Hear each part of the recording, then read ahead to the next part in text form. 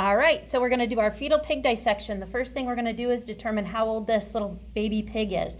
So what we're going to do is we're going to go from the end of its muzzle on the dorsal side. So we're going to go from here to the base of its tail back here, and it's about 32 centimeters. I noticed there's a misprint on your fetal pig dissection lab. They say millimeters, but you're going to want to look it up in centimeters. So millimeters should be changed to centimeters. The next thing we're going to do is start looking at the fetal pig. The first thing it wants you to find is hair. The fetal pig doesn't have a ton of hair. All mammals have hair. It's one of the characteristics of mammals. Our fetal pig does have some hair, but it's very light, as you can see. The next thing that we're going to find is something that's called the philtrum. The philtrum is found on the upper lip. It's just that medial portion of that upper lip. The next thing is the external nares. The external nares, aka the nostrils, are found right here. The pinna is the outer ear. It's that ear flap right here. Then we're going to go to the vibrissae. The vibrissae are the whiskers, and our fetal pig does not have whiskers yet. But as it gets older, it'll have whiskers like a cat or a dog would have whiskers. That's called the vibrissae. Then we'll go, something called the nictitating membrane is a third eyelid. We won't be able to see it very well in our fetal pig, but if I open the eye and I push downward, a third eyelid will pop out. Try it with your dog. Oh, there it is. There we go. We can find it. It's right here on the fetal pig. Try it on your dog or cat at home. Gently push on the lower part of their eye and their third eyelid will pop out. That's called their nictitating membrane. Okay, then we're going to go to the trunk of the pig. This is the trunk. It's made up of two body cavities. We have the thorax or the chest and the abdomen.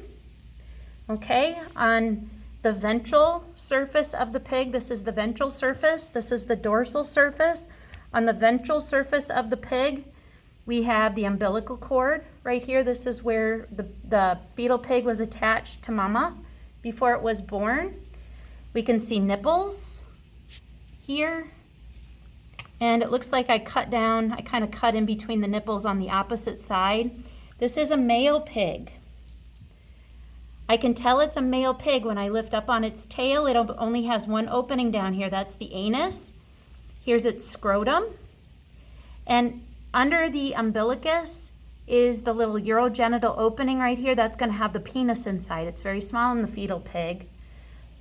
The reason why I bring this up is that this is a male pig, and our male pig has nipples, just like our female pig. Here's a female pig. She also has nipples. So notice, nipples on a female, nipples on a male.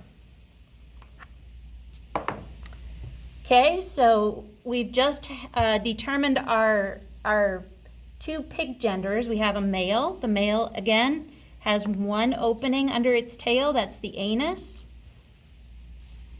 And the urogenital opening up here is just right underneath the umbilicus. Whereas on the female, if I lift up her tail, oh my goodness, I just made her poo. There is the anus, and this is the papilla. And you can see there's two openings there under the tail. 1, 2. We'll go back to our male pig here. So now let's go to the internal anatomy. First, let's start up at the head. This is going to be our oral cavity. The oral cavity is when we open the mouth. The oral cavity is made up, the top of the oral cavity is made up of the hard palate and the soft palate. The hard palate has bone underneath. The soft palate does not have bone underneath. Then we have the tongue. The tongue has these bumpy things on top of it. Those bumpy things will have the taste buds. Then we have our teeth. We'll have upper teeth and lower teeth. The front teeth are called the incisors. The back teeth, which we would call molars or premolars in people, would be the cheek teeth in the fetal pig. Then we go back to the mouth. So we would have the oral cavity, then we would have the throat. Another name for the throat is the pharynx.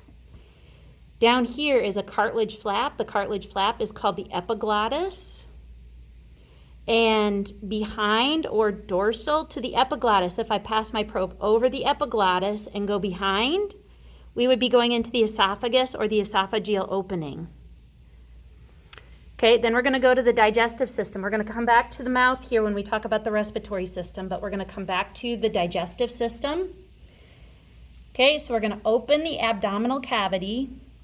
There's a broad flat muscle here that divides the abdominal cavity from the thoracic cavity. This is called the diaphragm. It helps you breathe. We'll refer back to this when we get back to the respiratory system.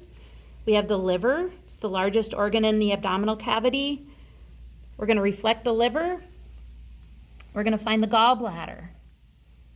The gallbladder is found right here. The gallbladder is green. Let me cut this little flap here. It's green because it contains bile. Bile is a green color. We'll talk about that in A&P2, why it's a green color. Then we have, if we go back up to the mouth, oh, we talked about the esophagus already. Let's go from the liver. Let's go to the stomach. So the stomach, if we reflect the liver towards the head, the stomach is underneath. If we open the stomach, which I've already dissected, I've cut an opening in here so you can see it. And if the pig was alive, it would be nice and smooth and pink and velvety, and it would be made up of folds of membrane that would be called, would be called rugae. The next thing, the stomach is attached to the small intestine. The small intestine is made up of 3 parts. There's the duodenum, which is attached to the stomach, the jejunum, which is in the middle, and you can see the small intestine fills up most of the abdomen. Now, the small intestine isn't small because it's short. It's actually small because it's the smallest in diameter, but it's much longer than the large intestine. So the jejunum, then the ileum, which is the last part of the small intestine, is attached to the large intestine or the colon. In the pig, it's shaped like a spiral staircase, so we call it the spiral colon. As we open up the abdomen, hit stop for a second.